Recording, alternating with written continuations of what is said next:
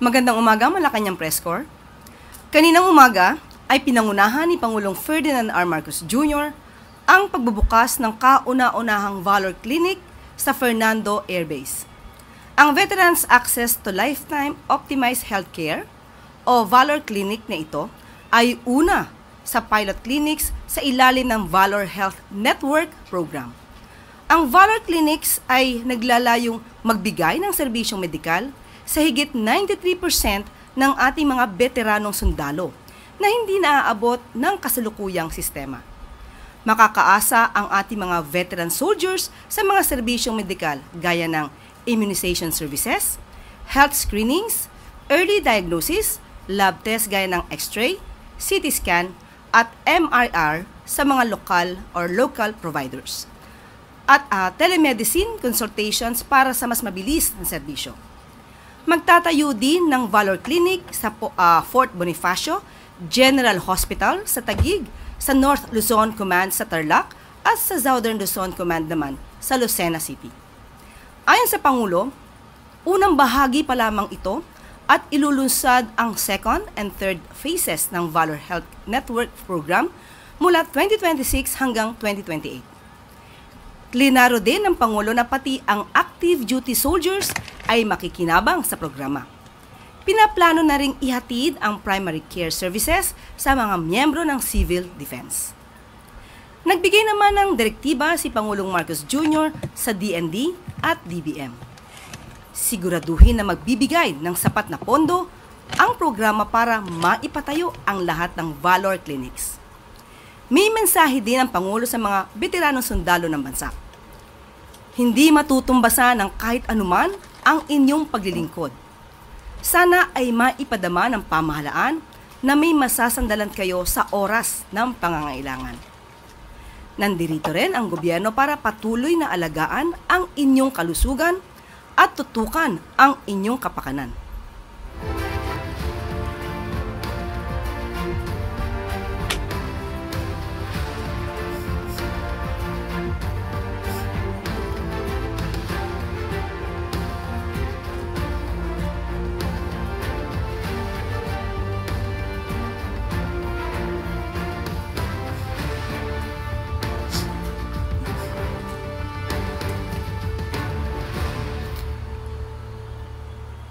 Nitong umaga din ay nagbigay pugay si Pangulong Ferdinand R. Marcos Jr.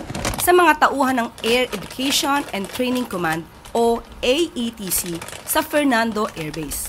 Aniya, walang katumbas ang papel ng Philippine Air Force sa mga hamon na seguridad na kinakaharap ng ating bansa. Binigyang diin ng Pangulo ang kahalagahan ng suporta ng puwersahang panghimpapawid sa buhay, lakas at pag-asa ng ating Philippine Navy at Philippine Army sa gitna ng laban. Nakasalalay pa sa AETC ang tagumpay at ligtas na pagtupad sa bawat misyon ng ating kasundaluhan. Sa tulong ninyo ay mas lalong natututo ang mga sundalo at estudyante para sa mas magaling na paglilingkod sa Philippine Air Force. Ayon sa tala ay may 15,000 na estudyante ang nabigyan ng training sa pamumuno ng AETC mula 2019 hanggang 2024. Naging instrumento ito sa paghubog ng mga sundalong may disiplina, integridad at pagmamahal sa bayan. Bukod sa pagpupugay ay nagbitaw din ng mensahe at hamon ang Pangulo sa ating kasundaluhan. Binigyan ng direktiba ng Pangulo ang ATC na tiyakin ang pagtugon nito sa mga kurso na kakailanganin ng ating Air Force na naaayon sa layunin ng AFP. Nais din ng Pangulo na panatilihing mataas ang kalidad ng programa at siguruhin na natatapos ng bawat estudyante ang kanilang pagsasanay.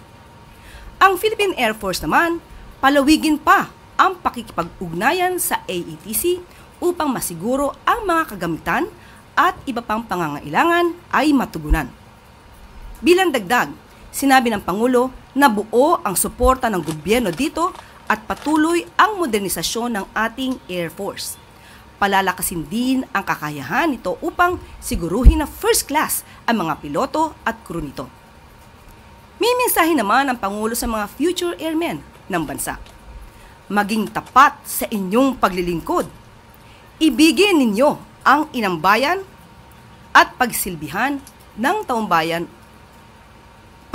ang taumbayan at higit sa lahat, alagaan ninyo ang tiwala at respeto ng sambayanang Pilipino.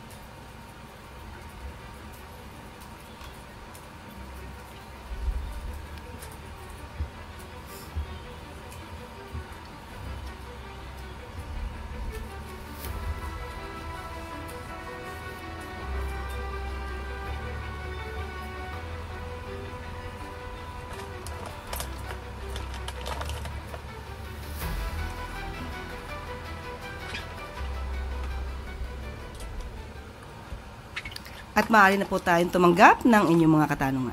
Maraming salamat, Yusek Claire. First question, Ivan Mayrina, GMA News. Happy birthday, Yusek. Good Thank morning. you.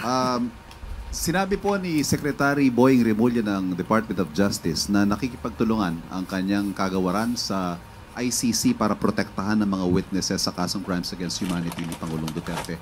Unang tanong po, ito ba'y may basbas ng Pangulo at ito na ba ang posisyon ng bansa na makikipagtulungan na tayo sa ICC? Parang sa ating pagkakadinig ay tutulungan ng DOJ ang mga witnesses para makapag-testify, para mabigyan ng hustisya ang dapat na mabigyan ng hustisya.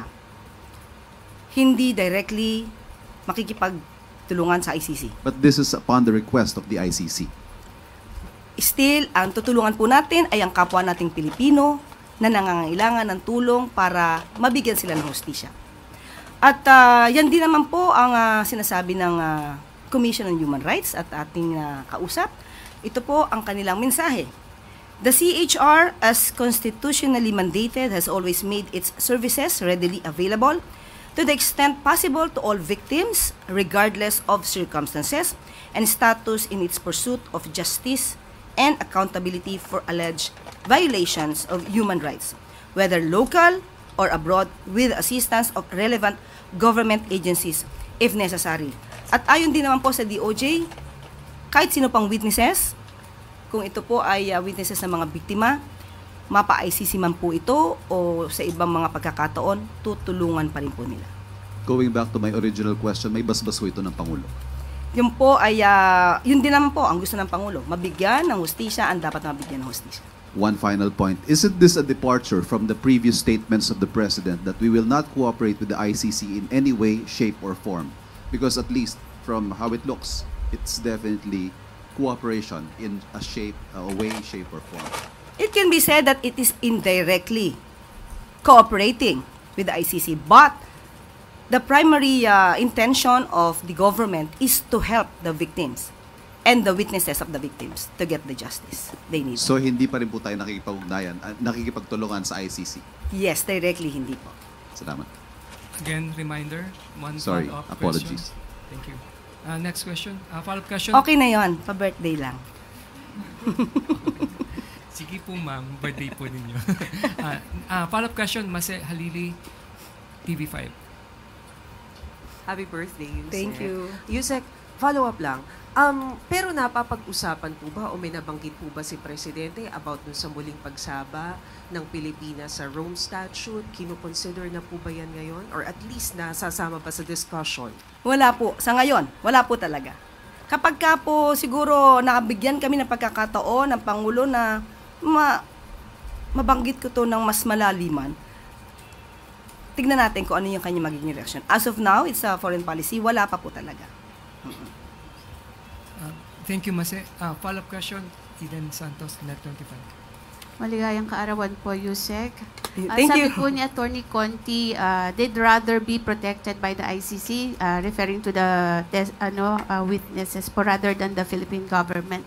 Parang nawawala po yung tiwala nila sa Philippine government dun sa kanyang statement. Siguro po sa kanyang, mahirap po magsalita kung anong po ang kanya nasa damdamin at nasa kanyang isipan. Siguro, I'd rather not comment to the reaction of Attorney Conti. Thank you, Eden. Next question, Ivy Reyes, Bilonario. Happy birthday po. Thank you.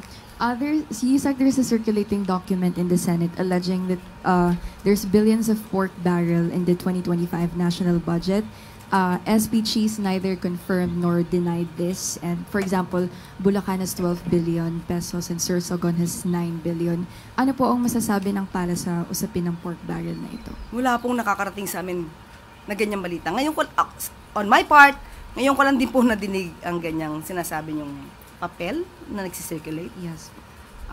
Wala pong nakakarating sa atin. At hindi po ito nagiging issue sa palasyo. So, sorry, we deny that. Thank you po. Thank you, Ivy. Next question, Eden Santos, Net25. Yusek, tanong ko lang po, bakit po kaya hindi natuloy si Pangulong Ferdinand Marcos Jr. doon sa pagsalubong sa mga OFW from Israel nung Tuesday po? Di ba meron siyang schedule morning pero na-cancel dahil na-delayed yung flight. Dumating po ng gabi yung yung first batch ng OFWs from Israel. Pero hindi na po nagpunta ang Pangulo. Meron po bang mas mahalagang appointment or activity ang Pangulo that time kaya hindi po siya nakasalubong? Anong oras po ba dumating?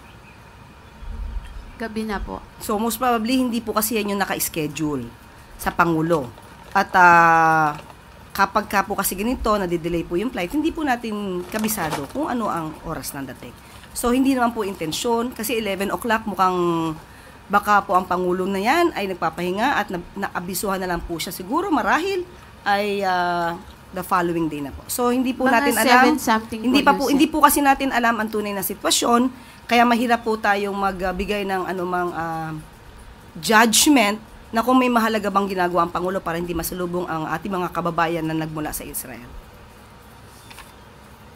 Thank you. Maraming salamat, Eden. Next question, Ann Soberano, Bombo Radio. Yusek, happy birthday. Thank you. Oo. Kuha lang po ako ng reaction from Malacanang. Nadismaya kasi po ang ilang mga transport group dahil sa di natuloy na fuel subsidy na ibibigay ng gobyerno. Ayon sa grupong Manibela, ramdam ng mga drivers and operators ang second tranche ng fuel price hike na nakatakda this week. So ano pong mga remedyo siguro pwedeng gawin dito, Yusek? Alam naman natin na ang Pangulo, kapakanan din ng mga PUV drivers, ng operators, ng mga transport groups, ang isa sa mga inuuna niya. Minsan po nga ay nagpasalamat din po ang ilang transport groups dahil nakikinig ang Pangulo sa kanilang mga panawagan tulad sa pag-increase ng private cars insurance. At ang pag-intindi sa sitwasyon ngayon ng PUV modernization program. Yan po ay kanilang ikinatuwa sa mabilis na pag-aksyon ng ating Pangulo at ng gobyerno at ng Secretary Vince Dizon. May mga pagkakataon po siguro na ganitong klaseng sitwasyon ay hindi po agad makakapag-decide ang Pangulo dahil depende po ito sa nagiging sitwasyon sa kasalukuyan. Pero patuloy pong nagbo-monitor ang pamahalaan kung ano ba ang nangyayari sa issue sa Israel at Iran. Sa kasalukuyan po kasi ay kung di po tayo nagkakamali, umaabot lamang po sa 65 to 68 US dollars per barrel ang presyo ng crudo. World market. Global market price.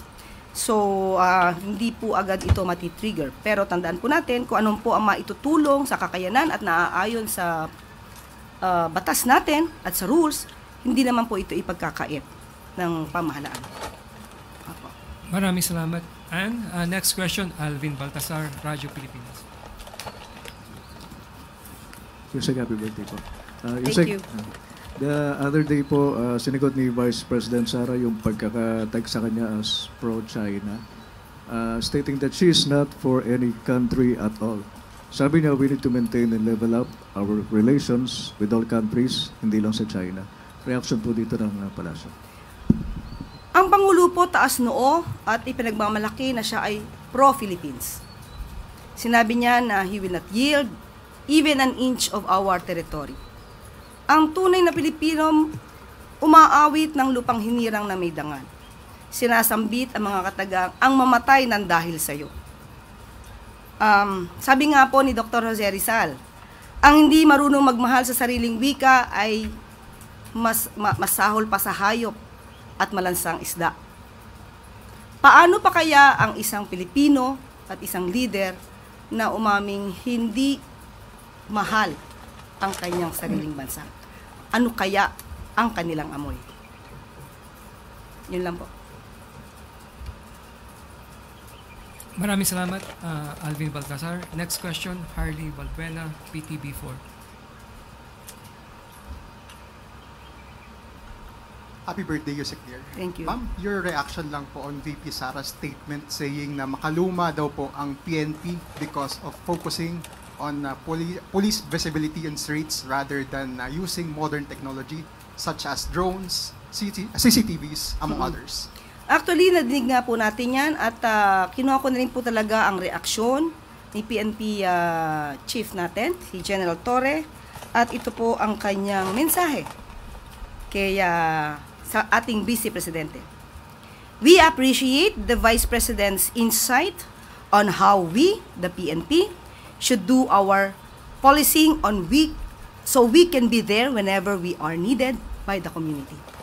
First, we have already incorporated technologies such as drones and CCTVs in our operations.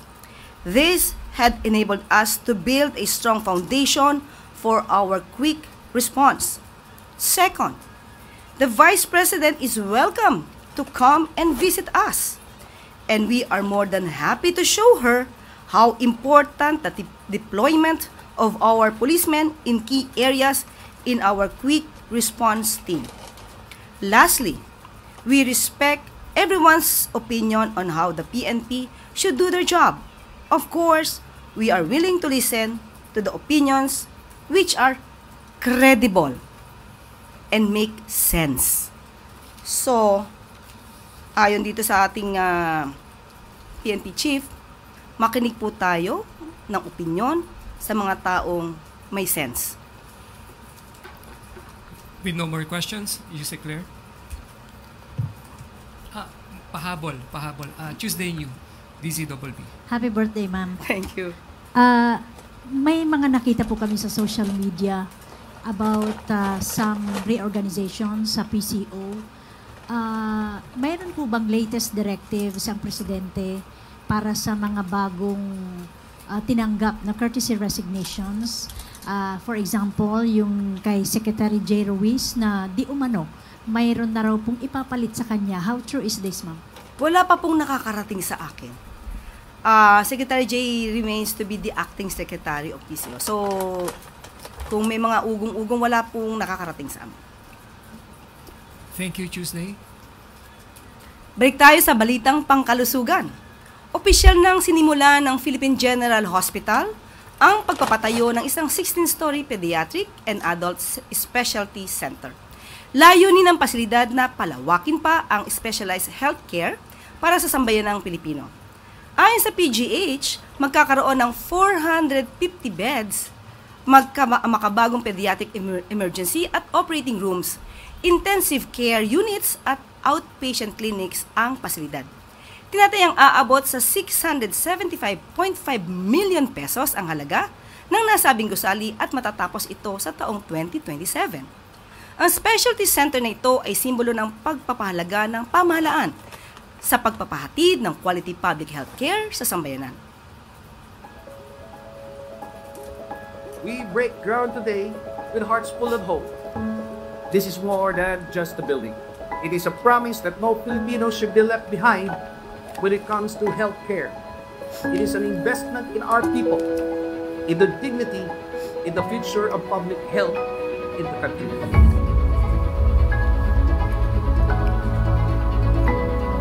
On May 21, 2025, the President signed into law expanding the authorized bed capacity of PGH to 2,200 beds from its current 1,334. At bago tayo magtapos, alyansa ng Pilipinas at Amerika, pagtitibayan ng gagawing flagship rail project.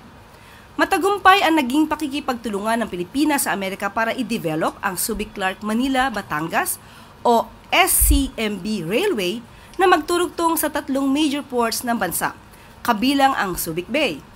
Kasado na ang funding mula sa US Trade and Development Agency para sa 155-kilometer railway project.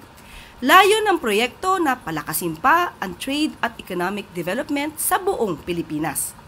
Pinirmahan ni Transportation Secretary Vince Dizon at USDTA, Acting Director Thomas Hardy, and beneficiary agreement upang gawing opisyal ang proyekto sa pagitan ng dalawang bansa. Kabilang ang legal, institutional at technical planning sa paghahanda para sa sinasabing major railway project. Nakikitang magiging solusyon ang SCMB Railway sa pag-decentralize ng port activity at pagbawas sa port congestion. Di umano ay posible rin itong gamitin sa passenger transport sa hinaharap.